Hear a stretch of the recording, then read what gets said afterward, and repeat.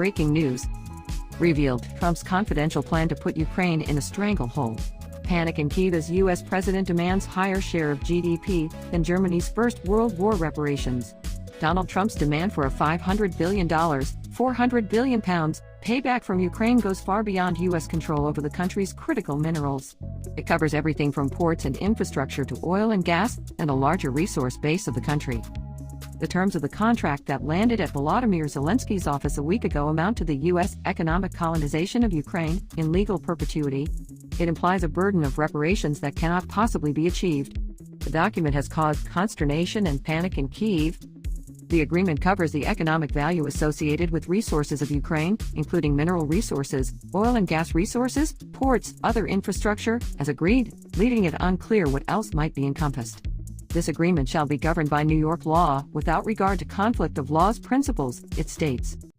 Breaking news! Trump's confidential plan to put Ukraine in a stranglehold. This comes after the U.S. government has given Ukraine over $300 billion in humanitarian aid and military aid in the war against Russia. Part of the plan of Trump in this confidential plan is that he wants the U.S. government to take a 50% ownership stake in Ukraine's rare earths. You know, those minerals that are super important to make cell phones and chips, and of course, military equipment. Here's the breaking news report that I did on this. This is Alexander News Show. The U.S. will take 50 PC of recurring revenues received by Ukraine from extraction of resources and 50 PC of the financial value of all new licenses issued to third parties for the future monetization of resources. There will be a lien on such revenues in favor of the U.S. That clause means pay us first and then feed your children, said one source close to the negotiations. It states that for all future licenses, the U.S. will have a right of first refusal for the purchase of exportable minerals. Washington will have sovereign immunity and acquire near total control over most of Ukraine's commodity and resource economy. The fund shall have the exclusive right to establish the method, selection criteria, terms, and conditions of all future licenses and projects. And so forth, in this vein.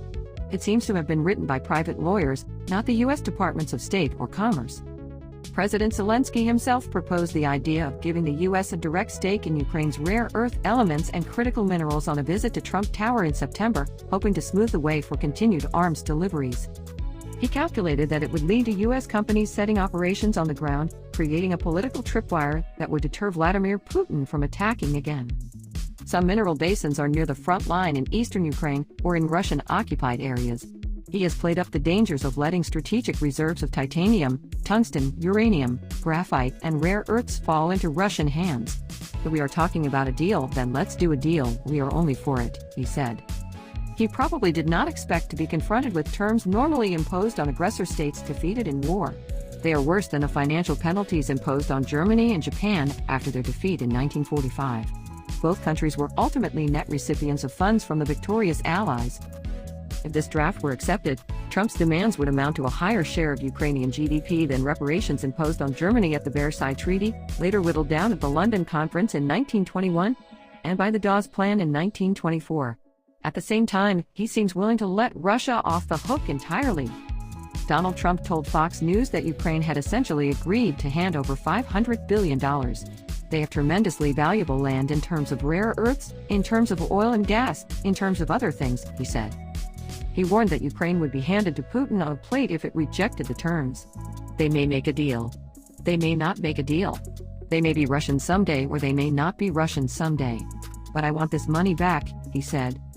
Trump said the U.S. had spent $300 billion on the war so far, adding that it would be stupid to hand over any more. In fact, the 5 packages agreed by Congress total $175 billion, of which $70 billion was spent in the U.S. on weapons production. Some of it is in the form of humanitarian grants, but much of it is lend-lease money that must be repaid. Republican Senator Lindsey Graham suggested at the Munich Security Conference over the weekend that Trump's demand was a clever ploy to bolster declining popular support for the Ukrainian cause. He can go to the American people and say, Ukraine is not a burden, it is a benefit, he said. Sen Graham told the Europeans to root hard for the idea because it locks Washington into defending a future settlement. If we sign this minerals agreement, Putin is screwed because Trump will defend the deal, he said. Ukrainian officials had to tiptoe through this minefield at the Munich Forum, trying to smile gamely and talking up hopes of a resource deal while at the same pleading that the current text breaches Ukrainian law and needs redrafting. Well, indeed. Talk of Ukraine's resource wealth has become surreal. A figure of $26 trillion is being cast around for combined mineral reserves and hydrocarbons reserves. The sums are make-believe. Ukraine probably has the largest lithium basin in Europe, but lithium prices have crashed by 88% since the bubble burst in 2022. Large reserves are being discovered all over the world. The McDermott caldera in Nevada is thought to be the biggest lithium deposit on the planet with 40 metric tons, alone enough to catapult the U.S. ahead of China. The Thacker Pass project will be operational by next year. The value of lithium is in the processing and the downstream industries. Unprocessed rock deposits sitting in Ukraine are all but useless to the U.S. It is a similar story for rare earths. They are not rare. Mining companies in the U.S. abandoned the business in the 1990s because profit margins were then too low. The U.S. government was asleep at the wheel and let this happen, waking up to discover that China has acquired a strategic stranglehold over supplies of critical elements needed for high-tech and advanced weapons. That problem is being resolved. Ukraine has cobalt, but most EV batteries now use lithium ferrous phosphate and no longer need cobalt. Furthermore, sodium-ion and sulfur-based batteries will limit the future demand growth for lithium. So will recycling. One could go on. The mineral scarcity story is wildly exaggerated. As for Ukraine's shale gas, A, some of the Yuzivska field lies under Putin control, and B, the Western Carpathian reserves are in complex geology with high drilling costs, causing Chevron to pull out, just as it did in Poland. Ukraine has more potential as an exporter of electricity to Europe from renewables and nuclear expansion, but that is not what is on Donald Trump's mind. Ukraine cannot possibly meet his $500 billion demand in any meaningful time frame, leaving aside the larger matter of whether it is honorable to treat a victim nation in this fashion after it has held the battle line for the liberal democracies at enormous sacrifice for 3 years. Who really has a debt to whom, may one ask? My style of deal-making is quite simple and straightforward, says Trump in his book The Art of the Deal. I aim very high, and then I just keep pushing and pushing and pushing to get what I'm after. In genuine commerce, the other side can usually walk away. Trump's demand is iron fist coercion by a neo-imperial power against a weaker nation with its back to the wall, and all for a commodity bonanza that exists chiefly in Trump's head.